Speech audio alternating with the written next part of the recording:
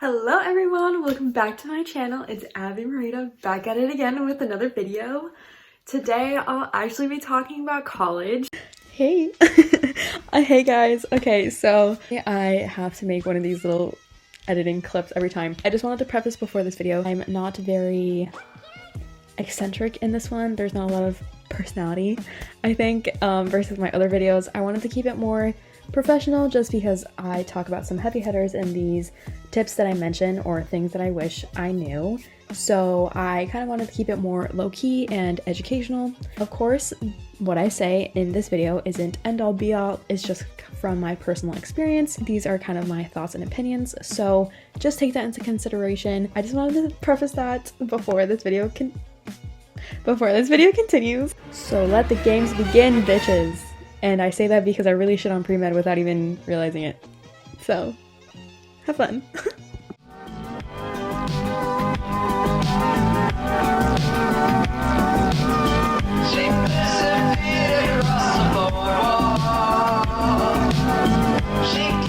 Alright, so I am very in character today. I have a sweater vest, my glasses. I haven't worn glasses for a video yet, so I'm exposing myself. Sorry if the glare bothers you.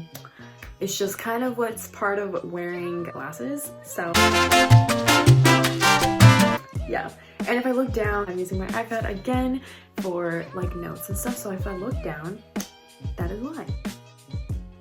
The first thing I wish I knew before starting college is I really wish I reconsidered taking a gap year or community college. I really wish I did consider this more. I think it would have made a lot more sense in my situation coming out of high school. If you guys don't know me in real life, you know that I moved across the country. I've done that multiple times, but I did as well during college, and as you guys know, that is kind of tough. Luckily, I go to a private institution, so no tuition change for me, which was good. But now I have to kind of reconsider some stuff, so that's kind of difficult. So I really wish I reconsidered that. I think it's really helpful, especially like a gap year, just to figure out like what you want to do and just feel more confident in what you're choosing to do. Because I feel like right now I don't have a lot of experience and I haven't really tried a lot of the things that I've studied academically. And for me, the saying that I always think of is some things you can teach in a classroom, but other things like riding a bike, you have to go out and practice. You can read as many books about bike mechanics or parts of a bike and how to position your body and stuff like that, but you won't actually figure it out until you try it. And I feel like with the stuff that I'm looking to do, I kind of need that experience. So that's one of my regrets, I guess, and I think it could have saved me a lot of money and a lot of trouble with picking my major. So yeah. Second tip or second thing that I wish I knew before going to college was to literally take classes in anything and everything that you are interested in within the first year.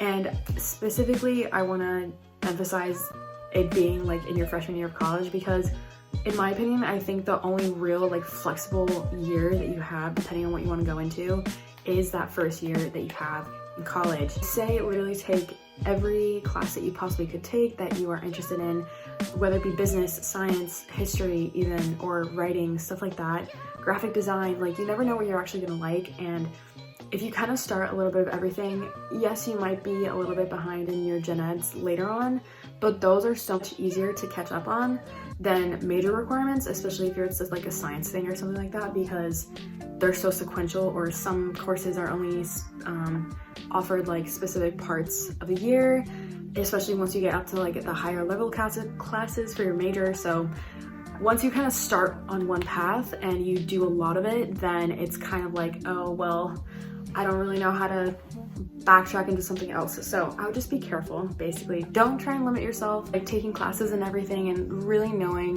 where your interest lies will make you feel more confident in your decisions going forward with whatever you decide to study, but then also it'll make you more of a well-rounded student. And depending on what college you go to, for example, like my school is like a liberal arts college, so we have to kind of take a little bit of everything, which I think is really nice, and that's why I went, because I wanted to see other fields other than just science. Like, I knew I didn't just want to study science in school, so I was really thankful for that. But overall, if you just broad broaden your horizons and makes you a better student and can help you become a better person as well. So that's what I have for my second thing that I wish I knew. The third tip, this one really relates to the second tip that I just talked about. And okay, this is also kind of controversial. Pre-med can be a trap, and be careful and really think this through. So, okay, basically, if you're not aware of what a pre-med track is or that kind of thing, basically, and this also depends on what medical school you're applying to and all this other stuff, a pre-med track is basically you have to take a year of English, which is normally normal for any college degree, 2 years of chemistry, a year of bio, a year of physics, and 5 to 6 elective courses in like stats, biochem, genetics, sociology, psychology, like that kind of stuff, depending on where you want to go. That's just a recommended list from Harvard and some top schools, and they recommend those courses. So that's about 10 to 15 courses of prerequisites before you can even apply to medical school. 10 to 15 courses is a lot. If you guys aren't in college yet and you're in high school, 10 to 15 courses is basically a major. For example, I'm right now a bio and Spanish double major, and my Spanish major is only 10 courses. So literally by being pre-med, you could double major in something else like business or something more practical. The skills that you learn through that degree, yes, are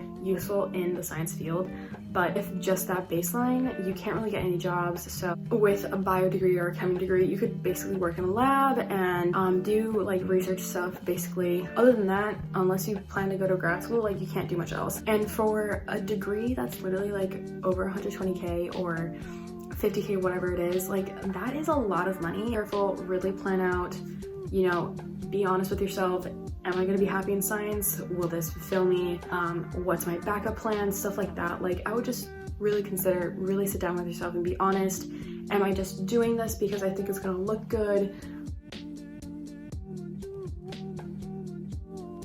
I could make a whole video about that, honestly. I feel like I've learned so much. I've learned so much about not only myself, but also just what it takes to be a college student and stuff like that. And the fact that like picking your major is actually pretty important. I know a lot of people don't think it's that important, but you could really capitalize on your investment that you put into your education. So if you get a really practical degree like nursing or some kind of computer science or engineering degree, those degrees normally don't necessarily need grad school. You can go into work right away and make a really good wage and stuff like that. It's like a whole thing, and it's really fascinating, honestly. But yeah, so I would just consider that. Of course, don't freak out if you have a useless major or anything like that. Just be careful with the pre-med track. It's very structured. It can be very limiting depending on what other interests you have. And if you do not see yourself in medicine or have literally any other interest than medicine, I would really consider that interest first before proceeding with your track. Just be honest with yourself and determine that early. The fourth thing that I wish I was aware of or knew before starting college was what the dating scene was like. Okay, literally, I'm being pretty brutal in this video. It's very honest. It's literally from most of my personal experiences, but also what I've seen through my friends and seeing what they've gone through. Obviously, I'm not gonna name drop or anything. That would be too much. No, I'm not here for the negativity, sis. This is supposed to be a helpful video, not a corrupting one. I really wish I had a better idea of this. Again, there's no way you can really understand this until you get to college, but basically, I'll also give you some context as to why I wish I was more aware of this kind of stuff. In high school, in my opinion, I was more of a late bloomer.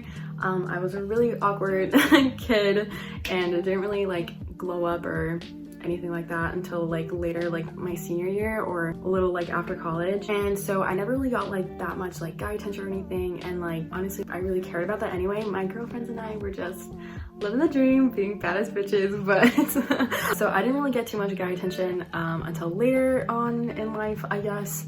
And so when I got to college, of course, everyone is kind of very hormonal. I mean, it's like freshman year, it can be pretty crazy for a lot of people in that kind of sector. So when I got to college, I was kind of like shocked and like hit with so much attention from guys that like I almost like didn't know what to do. And I don't want to be like, oh my god, that was so pretty, like I had all these guys coming for me, but like compared to the kind of attention that I was getting before college, it was a lot and I didn't know how to handle it. And honestly, I regret a lot of things that relate to like dating and relationships, stuff like that in college.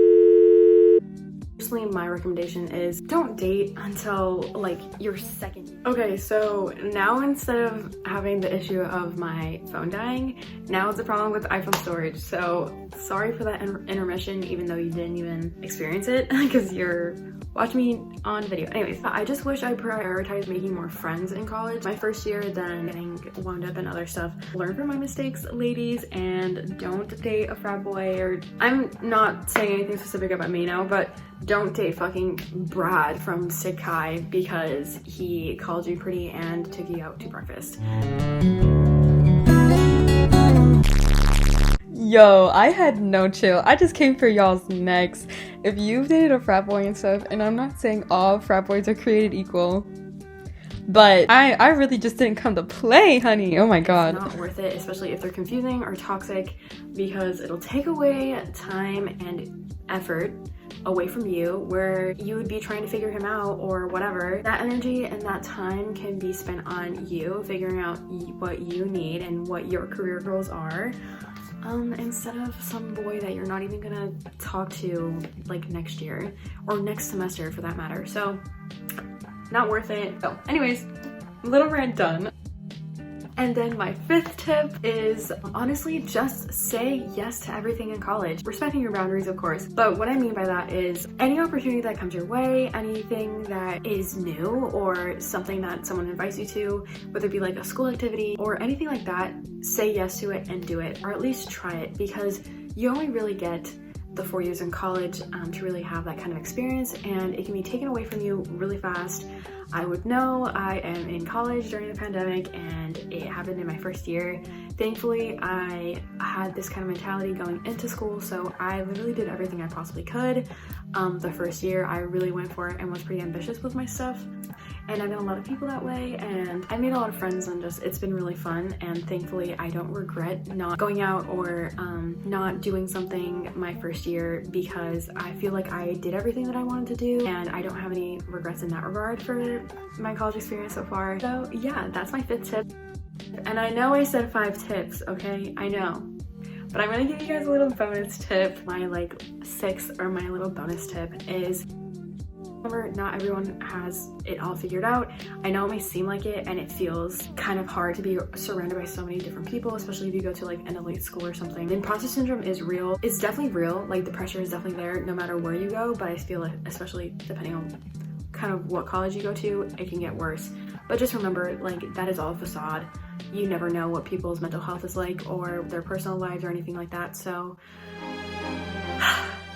I think we all should just love each other and just be happy, but that's what I wish for everything. And it's not realistic and stuff like that. But you know what? If it's people like us who can at least brighten someone's day and be accepting or make someone feel welcomed and comfortable, you know what? I'm all for it. And I feel like if more people have that kind of mentality of just realizing, you know what? I don't know what people are going through. I'm not gonna be judgmental. I'm just gonna focus on me. I'm gonna mind my own business, stay in my own lane, and focus on myself and my goals, then I feel like the world would be a better place. Your path and your process is yours and yours only. You live your life, no one else can, so you might as well love the life that you live.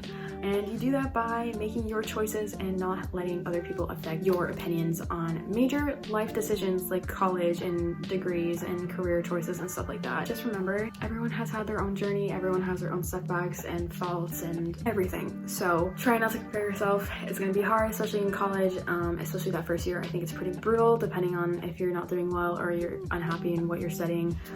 It can be pretty tough, but regardless of that, I hope this kind of helped you. Please let me know down in the comments below if you are applying to colleges and where. If you are a senior in high school, good luck to you. Yeah, let me know. So please like, comment, and subscribe if this video helped you. But thank you guys for watching, and I'll see you guys in the next one. Bye. She keeps us sunset right when moving in her eyes.